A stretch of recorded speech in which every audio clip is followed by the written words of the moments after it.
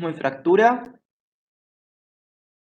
Este va a ser un teórico por ahí un poco tedioso, sobre todo porque trata de abarcar gran parte de lo que es el tratamiento, de lo que, cómo fue evolucionando el tratamiento de las fracturas. Por ejemplo, en la especialidad esto tarda en darse, es una materia anual, en lo que nosotros ahora lo vamos a tener que tratar de resumir en este teórico. Yo lo que le voy a dar son, por ahí, qué es lo que es más importante, qué es lo que actualmente se está utilizando. Es necesario por ahí, muchas veces, dándole un ejemplo, ustedes, no sé si en operatoria siguen más o menos trabajando lo que eran las cavidades de amalgama como para después aprender a hacer resinas. No sé si sigue siendo así en las otras áreas, pero lo que quiero decir es que tienen que saber cómo se hacía antes y cómo se hace ahora. ¿Me explico? Bueno, en esto vamos a entrar en mucho lo que es la clasificación, muchos nombres propios. Por ahí le voy a quitar importancia a eso, pero sí lo voy a tener que nombrar. Muy bien. Entonces vamos a hablar sobre tratamientos de las fracturas. Antes que todo, cuando vamos a empezar un tratamiento de fracturas, vamos a hablar de una profilaxis antitetánica. Esto tiene que ser la rutina en todo traumatismo con heridas expuestas. La inmunidad es un problema de antígenos y anticuerpos. Esta puede ser activa o pasiva.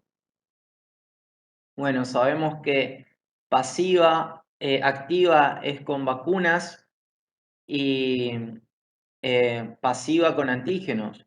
El tétano tiene un periodo de incubación de 3 a 21 días y los anticuerpos tardan alrededor de 20 días en formarse. Para mayor seguridad del paciente es conveniente hacer una inmunización simultánea, activa y pasiva, aplicándose así intramuscularmente en zonas separadas. Entonces sabemos que la inmunización activa es la vacuna y la pasiva es con inmunoglobulina antitetánica específica.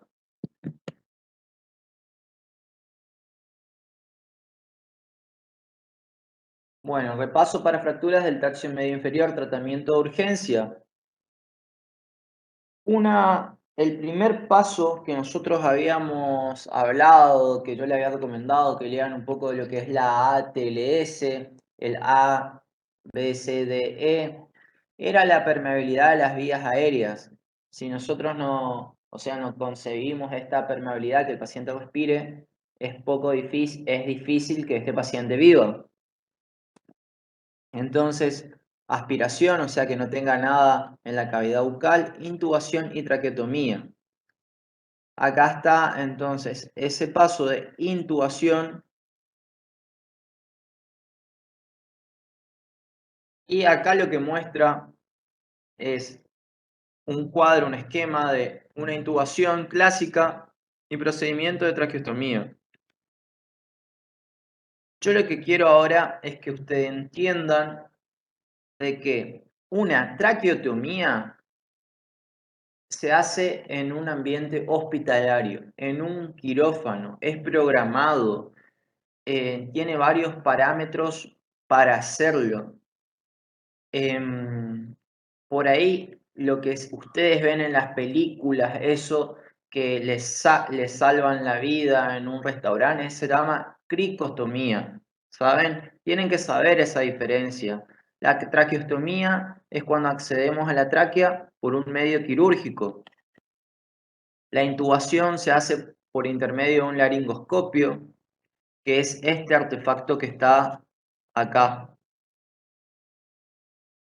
Después, otra de las cosas importantes que tienen que saber de esto, que la intubación se hace para poder inducir al paciente a una anestesia general Esta intubación puede ser orotraqueal o nasotraqueal.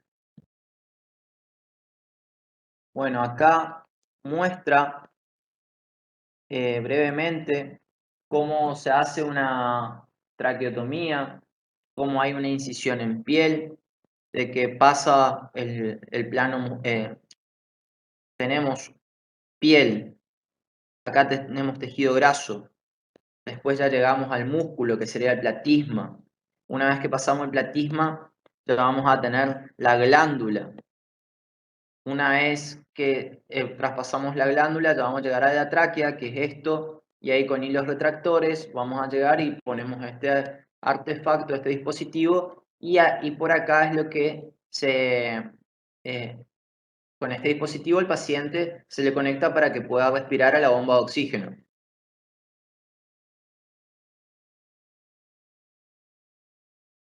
2, control de la hemorragia, como habíamos dicho, que era muy importante, compresión, fuerza y presión, ligaduras de vasos, tratamientos compresivos. Como se darán cuenta, estamos haciendo hincapié a lo que fue uno de los primeros teóricos. O sea que tengan en cuenta esto para lo que va a ser el examen. Control del shock, traumático, hipovolémico, control del dolor, analgésicos fuertes, inyectables, tratamiento de la herida, lavado, eliminación de las zonas necróticas y desgarradas, suturas, estudios, medicación, antibióticos, profilaxis antitetánica. Y era lo que hoy habíamos nombrado. Entonces entramos con el tratamiento de las fracturas del tercio medio. Acuérdense cómo habíamos clasificado, que se clasificaba por tercios. Vamos a hablar del tercio medio entonces ahora. Reducción, tenemos toda esta primera parte es clasificación. Entonces, si hablamos de reducción, podemos tener inmediata, inmediata. Esto habla del tiempo de la reducción, o sea, cuándo vamos a afrontar esos trazos de fractura, de contención intraorales, extraorales, intrafocales, parafocales. Entonces, ahí nuevamente completamos lo que es la clasificación. La primera era por métodos ortopédicos, la segunda, métodos quirúrgicos. Entonces, esta es la primera clasificación. Sabemos que una es por medios ortopédicos y la otra es quirúrgico. Tengan en cuenta estas cosas.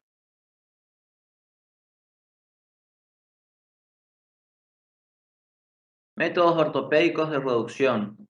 Según su acción inmediata, habíamos dicho, o sea, inmediata significa rápida, ¿no? La acción manual, básicamente con la mano, unimos los dos trazos de fractura. Después tenemos doble barrier de rope killer para el effort 2 y 3, procedimientos de Formental, tracción manual mediante hilos de alambre. Mediata, lenta, es decir que progresivamente van elevando los trazos y extremos de fractura a su sitio de colocación. De fuerza continua, de fuerza discontinua, de fuerzas musculares.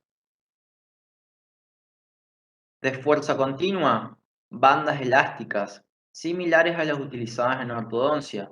La tracción se realiza mediante su elasticidad. Más adelante voy a explicar cómo es esta, la de bandas elásticas, que es la que generalmente ocupa el servicio de la facultad, o lo que generalmente la mayoría de los protocolos de servicios de traumatología lo realizan.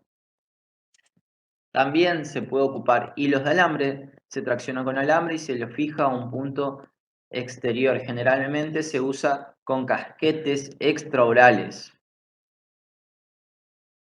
Todo esto por ahí ya está un poco más en desuso. El 1, bandas elásticas, es el que más se ocupa. Bueno, hilos de seda, mediante su acción de imbibición, producen una tracción y retracción sobre el elemento fracturado. Elasticidad de clavos de Kirchner. Tensionados o arqueados dan cierta elasticidad para provocar tensión continua.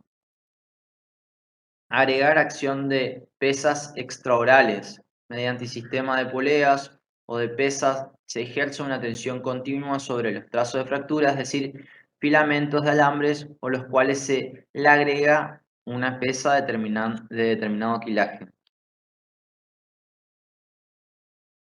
De fuerzas discontinuas o intermitentes actúan en el momento que se ejerce la acción del cabo de fracturario y luego deja de tener efecto. Tornillos de doble paso se utilizan en ortopedia y en fracturas del EFOR 1 combinadas de disyunción intermaxilar. Alambres torsionados ejercen su acción de tracción en el momento de la torsión del alambre y luego deja actuar hasta la siguiente torsión. Es decir, que para esto uno lo tiene que ir activando. De fuerzas musculares se usan planos inclinados para corregir defectos de altura y de alteraciones de la oclusión, y mediante esto se puede llevar a reconstruir las goteras del maxilar superior e inferior. Esto sería, eh, por decirlo así, ponemos un tope si queremos que se reduzca el lado izquierdo de la mandíbula que está sobrelevado en el caso del plano oclusal, podemos poner un tope de resina, entonces al morder la acción muscular va a hacer que se reduzca y se unan los cabos fracturarios. De acción endobucal o intraoral, ligaduras, arcos, férulas, goteras. De acción exobucal o extraintraoral. Esto de lo que es el vendaje, por ahí lo tienen que tener en cuenta. Saben que no va a ser un tratamiento definitivo, pero en el caso de que a alguno de ustedes le toque trabajar en un CAPS, en un lugar hostil que tengan que ser trasladados, por lo menos pueden realizar un vendaje hasta que ese paciente pueda ser trasladado a un centro de mayor complejidad. Vendaje de 4 colas, tipo Barton, fronda mentonera, fronda prementonera, fronda elástica de Ponroy, vendaje de Barrel. Igual que esto, casquetes de yeso metálico, esto está un poco en desuso por ahí. Los casquetes de yeso se podría llegar a utilizar en lo que es una fractura de los huesos propios de la nariz, pero cada vez están más en desuso. Bueno, acá está una imagen esquemática de cómo son los tipos de vendaje. Básicamente es para inmovilizar todo lo que se pueda hasta que llegue a un lugar de un centro de mayor complejidad. Métodos quirúrgicos. Bueno, acá tenemos intrafocales, actúan en el foco de la fractura, son las clásicas de osteosíntesis, producen reducción y contención. En la actualidad, chicos, esto es lo que se ocupa.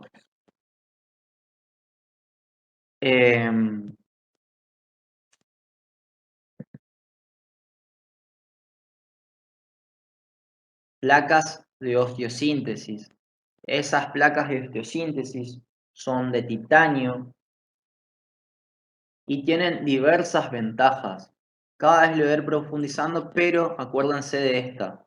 Ventajas: permite perfecto acercamiento de los cabos fracturarios. En fracturas con minuta permite detectar y ubicar los fragmentos. No se retira generalmente porque es biocompatible. Estamos hablando que en la actualidad tenemos esta placa de titanio. Permite una pronta movilización del paciente. Es decir, que al unir por primera esos trazos de fractura y al fijarlo de una forma correcta, hace que si estábamos hablando de un tratamiento de 45 días, esto lo puede llegar a reducir hasta 15 días. O sea, es muy bueno el tratamiento con placas de osteosíntesis y tiene múltiples ventajas. Evita otro tipo de aparatología, que en la actualidad hablábamos de casquetes extraorales o ligaduras suspensorias, demás. Esto tienen que entender de que uno tiene el trazo de fractura, es, hablando mal y pronto, una planchuela de titanio. Esa planchuelita de titanio tiene orificios que es donde van a entrar los tornillos de osteosíntesis. Y entonces tenemos el trazo por la mitad, pasa a ver cómo lo puedo explicar. Bueno, tenemos el trazo de fractura, esta planchuela va a unir ese trazo de fractura y van a ir tornillos de ambos lados. Por lo menos tienen que ir 2 tornillos de cada lado del trazo de fractura. ¿Se entiende la idea de esto, chicos? Hola, ¿alguien me puede responder? Sí, doctor. Muy bien. Sí, doctor, se entiende.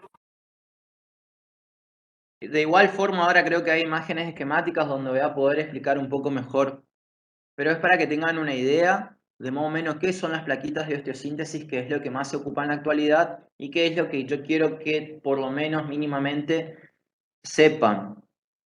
Desventajas: requieren anestesia general, permanencia de cicatriz postoperatoria, posibilidad de molestias postoperatorias en el lugar de la osteosíntesis. Los sitios de utilización de la osteosíntesis más frecuentes son sutura frontomalar, por ser de fácil acceso, la cicatriz postoperatoria no es muy visible, nos permite un anclaje muy útil, colgar el tercio medio desde un punto fijo. A esta incisión nosotros la llamamos cola de ceja, que es justamente para llegar a la sutura frontomalar. El hueso cigomático es cuadrangular. Entonces, una de las suturas que tiene este hueso es el frontomalar.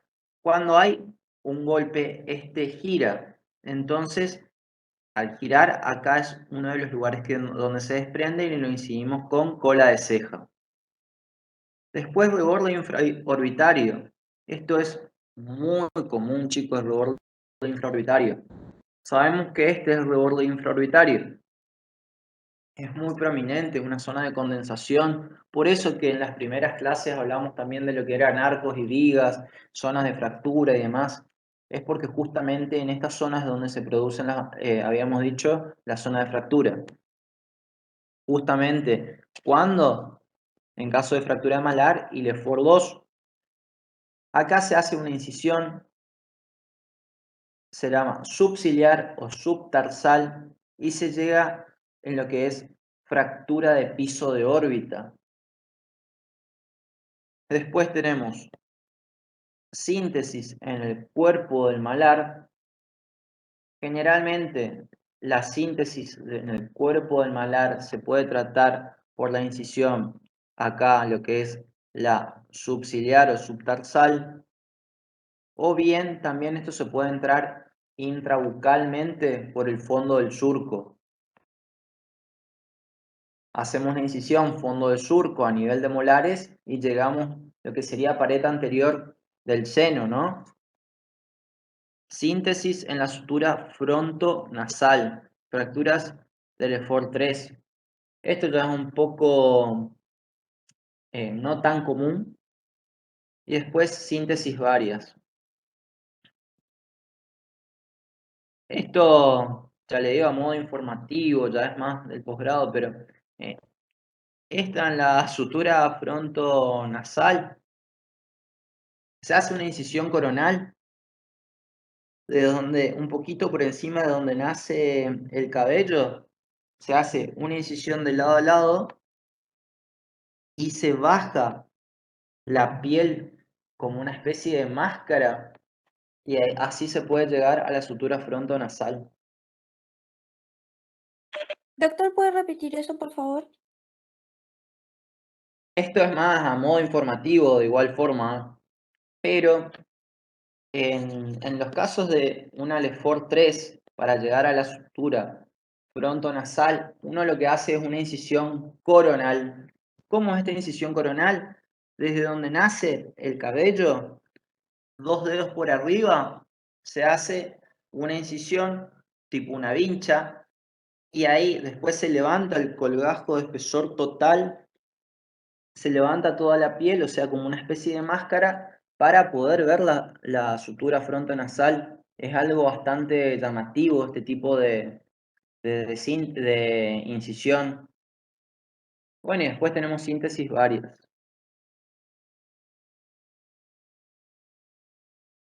Sutura frontomalar. Esto es un poco lo que le venía diciendo de lo que es la cola de ceja. Acá se ve una osteosíntesis, una placa de titanio. Acá están los tornillos que le decía, que generalmente vamos a poner mínimo, tienen que haber 2 tornillos a cada lado del trazo de fractura. Tengamos, aparentemente en la imagen se ve que acá está el trazo de fractura, entonces mínimamente va a haber 1, 2, 1, 2.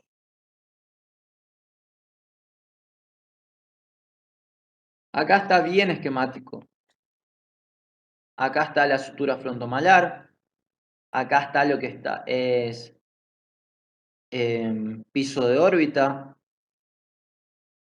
Acá está lo que decía el cuerpo del malar. A esta podemos llegar con la inscripción subciliar, subtarsal, que era por debajo del ojo.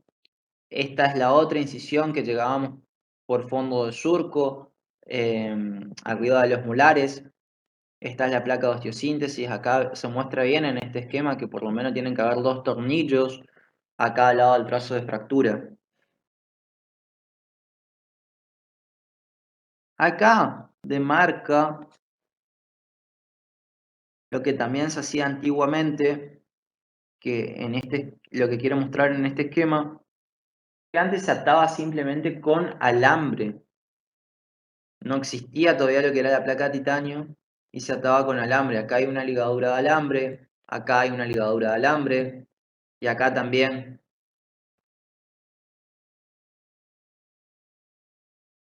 Parafocales, es decir, que es paralelo a lo que es el foco de fractura.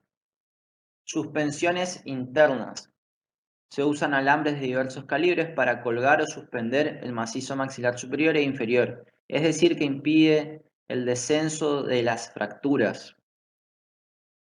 Ahí tenemos suspensión de Adams, suspensión de Paoli, suspensión de Frances-Boyd, cruzada, suspensión del borde orbitario, suspensión de Billet. Esto ya no se ocupa tanto, pero se podría llegar a ocupar en el caso de que uno no tenga acceso a las placas de titanio. Empaquetamiento de gasas en seno maxilar, balones inflables, transficciones malo-malares. Bueno, acá muestran la suspensión, que esto se llama, acá hay un arco peine.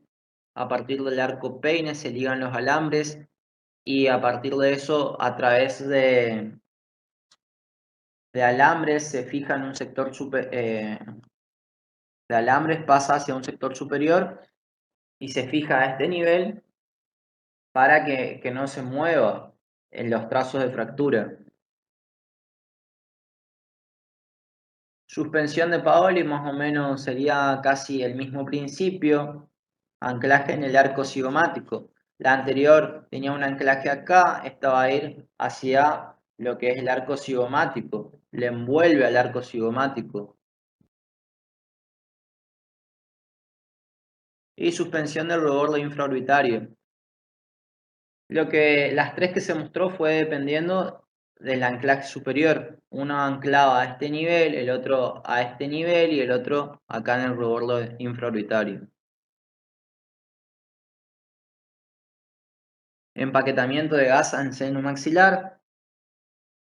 Cuando está hundido el seno maxilar, se empaqueta mucha gasa, se accede al seno maxilar para darle un soporte. Estos ya están en desuso, en algún momento se utilizó, pero ya se trata de evitar este tipo de tratamientos, pero tienen que saber que en algún momento se utilizó.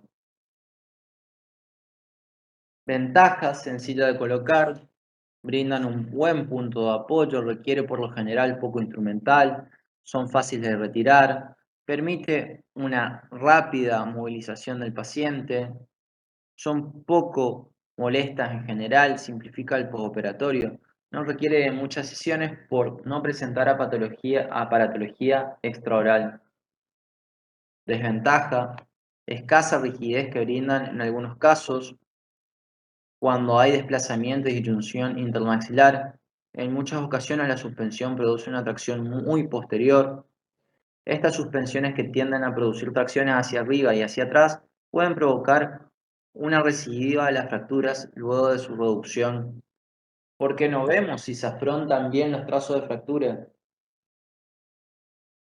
Para evitar esa redacción, Frances Boy ideó una suspensión que lleva su nombre, cruzada, es decir, tomando anclajes del lado derecho, dirigiendo el alambre hacia el lado izquierdo y realizando un anclaje también en el lado izquierdo hacia el lado derecho. Entonces produce una tracción hacia arriba, pero hacia adelante, por entrecruzamiento de los alambres por delante de la espina nasal anterior. O sea, en este caso, lo que las imágenes que mostrábamos, en vez de ir eh, del arco, que ahora le vamos a mostrar qué es lo que es el arco Peine o el arco de Ehrlich, que estábamos hablando, ir hacia arriba en los diferentes puntos, esto lo que hace es cruzarlo por debajo de la espina nasal.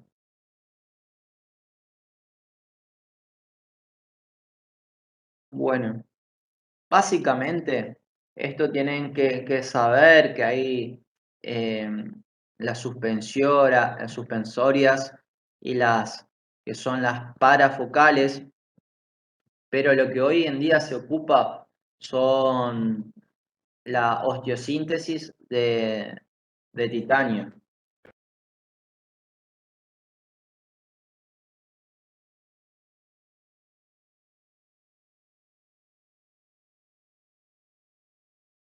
Entramos ahora en lo que sería tratamiento de fracturas del tercio inferior. Nuevamente tenemos una reducción manual, mecánica y quirúrgica.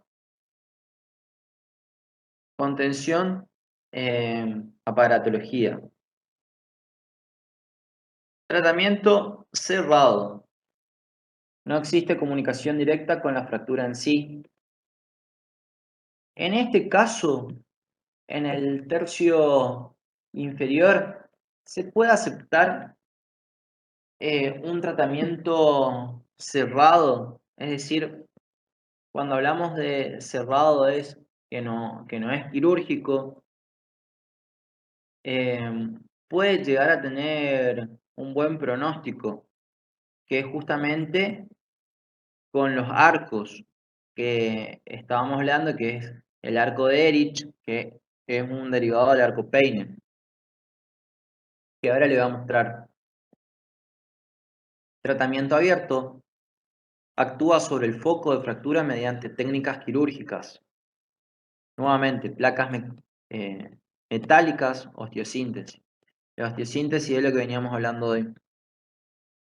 Ligaduras: es una contención interfragmentaria, puede ser en 8 o de Hipócrates, en escalera, de Essig, de Risdon, de Ivy, ojal de Stock continuo, ligadura de Adams, ligadura de Ernst. Ligadura de Ernst.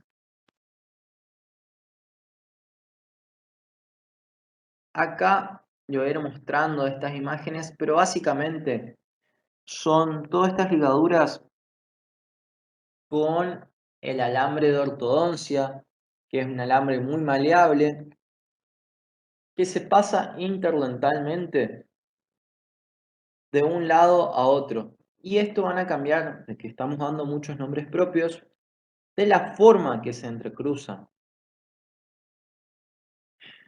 Ahora, este mantiene el mismo principio, todos van pasando de forma interdental. Por ejemplo, fíjense cómo entra interdental, de un lado, hace un rulito y vuelve a salir. Sin embargo, el de Risdon hace todo el perímetro de lo que es la pieza dentaria, sale y se lo fija y van a quedar todos estos hacia afuera para después unirlo con un alambre a todo esto junto.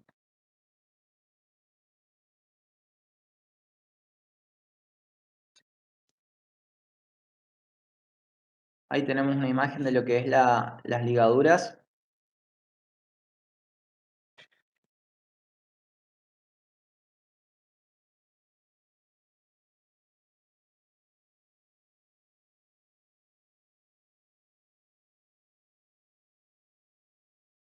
Acá muestra cómo unimos con alambre.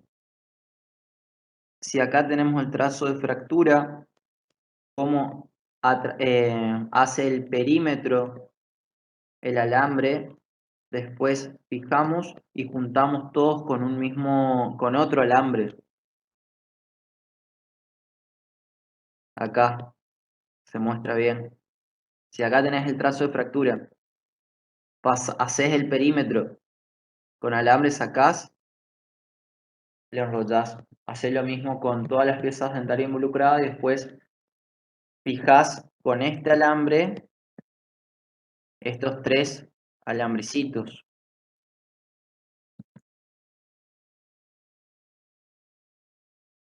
La diferencia ahora de esta otra técnica es que haces lo mismo, pero vas a fijar el superior con el inferior.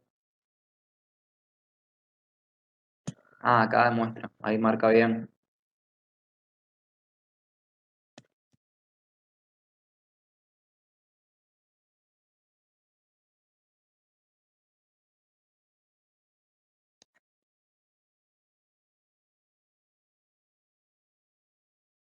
Acá está el alambre que une. Esto más o menos para que tengan una idea, chicos. No es lo que más se utiliza.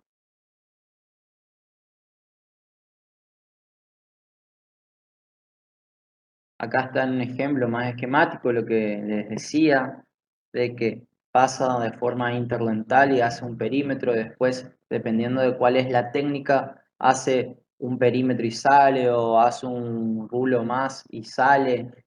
Va cambiando dependiendo del autor que realizó la técnica, pero acá el principio es el mismo.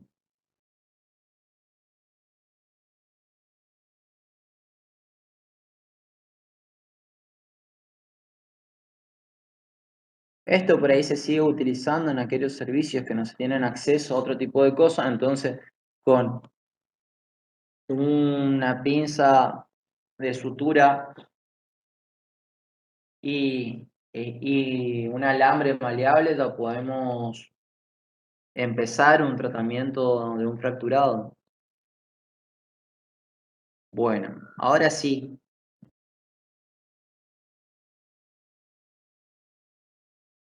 Lo que más se utiliza en este tipo de casos es el arco de Erich.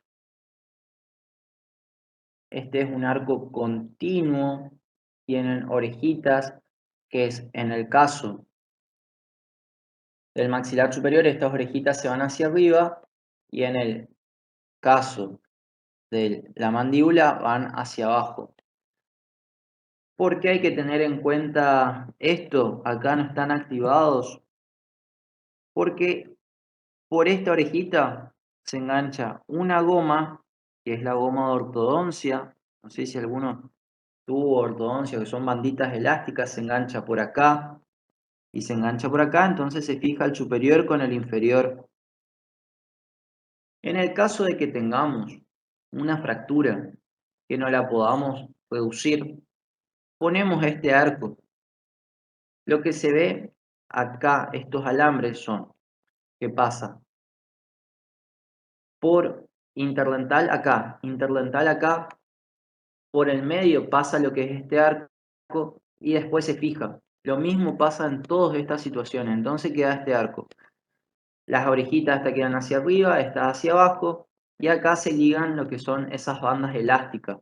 Si tenemos una fractura por el intermedio de esta banda elástica, vamos a llegar a la reducción sin tener que nosotros realizar la reducción, lo vamos a hacer de forma, las banditas elásticas lo van a hacer de forma continua y por intermedio de la misma técnica del arco.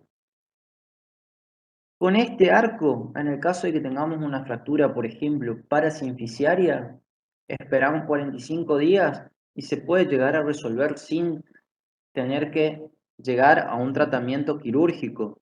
Es por eso que es muy efectivo y se utiliza mucho todavía este dispositivo. El arco peine es una variante que también más o menos cumple los mismos principios que el arco Erich, pero el arco Erich es mucho más fácil de utilizar.